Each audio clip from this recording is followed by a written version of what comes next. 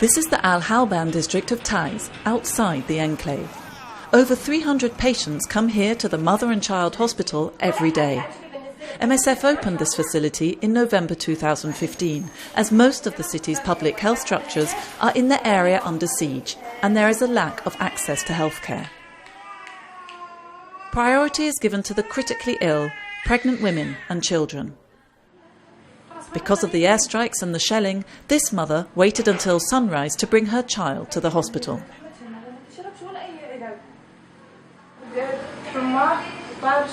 Yesterday she got a fever and started vomiting and coughing. And then at sunset she had a sort of spasm. We wanted to come to the hospital then, but there's a war out there. It was night. It's too dangerous. So we waited until daylight and then made the journey. This young boy is having trouble breathing. He probably has an acute chest infection. We'll give him the medication he needs and keep him under observation for 3 days. We'll also be running some laboratory tests. Just a few kilometers away is the part of the city besieged by the rebels. After 5 months of intense negotiations, MSF teams have at last been able to enter the enclave and deliver essential medical supplies to Al-Fawra Hospital, one of only 2 public hospitals still open. These facilities are in desperate need of more aid. They still have some stuff, but they don't have any more medicines, they don't have oxygens, and they have very limited power. While outside the population have no public hospital to go to, and considering the economic crisis that the war has brought with them, the people have no money to go to private hospital. So on both sides, the civilian populations are really in a critical condition. MSF teams are due to return with more supplies in a few days. There used to be 20 hospitals for 600,000 inhabitants in Taiz. Just 4 continue to function, and even then, only partially.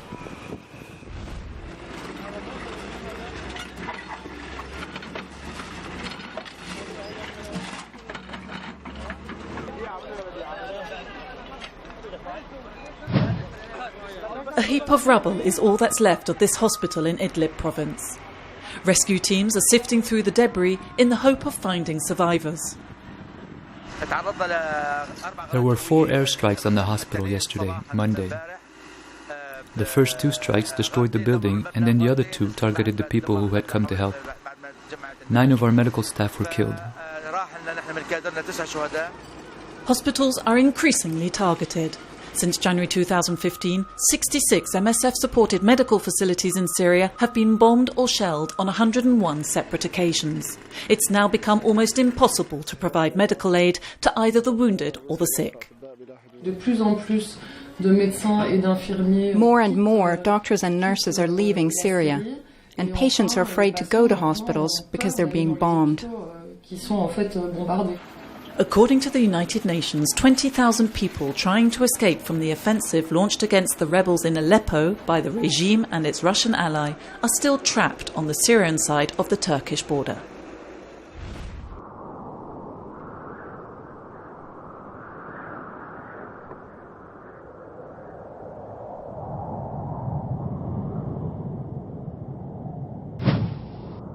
In the middle of the desert, tents as far as the eye can see. Iner has been living here for 9 months. This young Fula mother gave birth to her second child here in the camp. She's come for a postnatal checkup. It's hard for her to feed her family. Rice and oil are all she gets from the international community. The main problem for the children is the lack of milk. As I don't have any money, I have to sell some of the rice from the distribution to buy some milk. Food is in increasingly short supply due to the financial difficulties encountered by the World Food Programme since 2015. The consequence has been reduction of food rations for refugees. According to the World Food Programme representative in Mauritania, from March the situation will be critical. He's very concerned about their ability to make even a partial distribution at the Mbera camp. A shortage of food that could well result in an increase in malnutrition among children and pregnant women.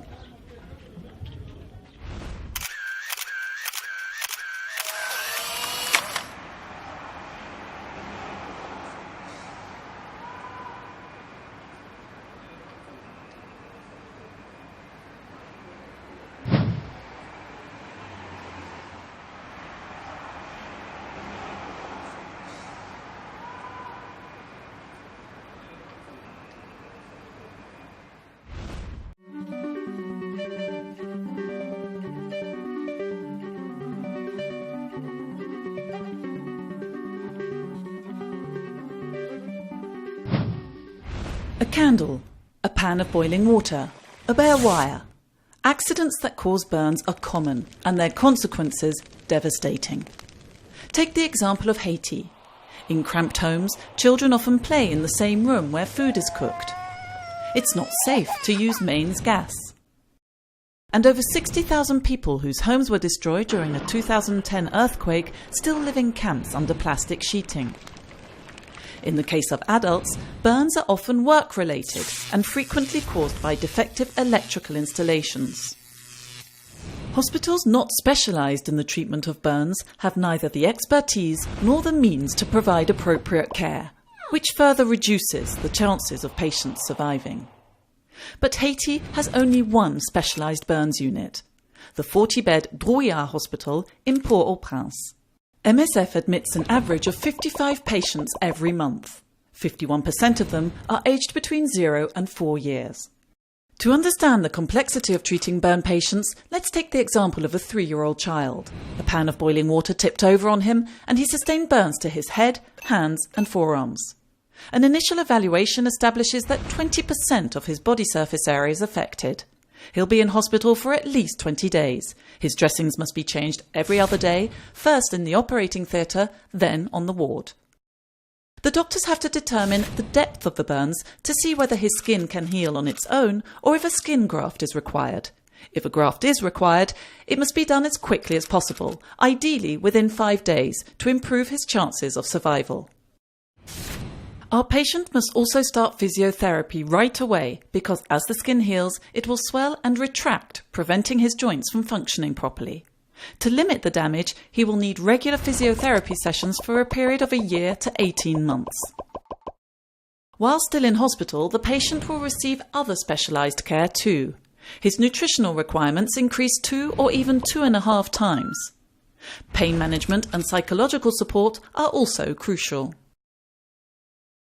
To improve care for burn patients across the country, MSF works in partnership with 3 regional hospitals and has trained staff in stabilising patients prior to referral to Drouillard Hospital in the capital.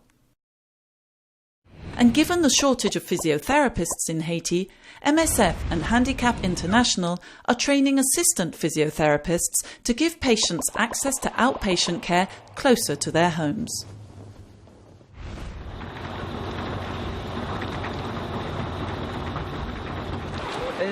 But the best, now, it's really the best medicine.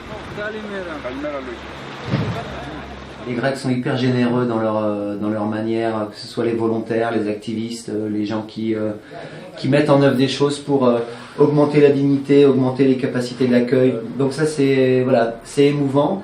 En même temps, on est dans une crise, dans une situation où on sent une pression européenne extrêmement forte sur la Grèce. On sent que les migrants ne sont pas les bienvenus. On sent qu'effectivement vont se mettre en place des méthodes de triage et de sélection, de relocation, de quelle nationalité on accepte, pour quelle nationalité on facilite le passage. Et donc on est dans un espèce d'énorme Tetris de jeu de frontières, ouvert, fermé, flux de migrants, pas flux de migrants, voilà.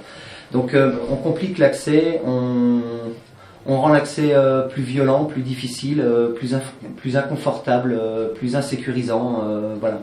Donc ça m'a choqué. À Samos, j'ai vu la gale apparaître sur le screening center.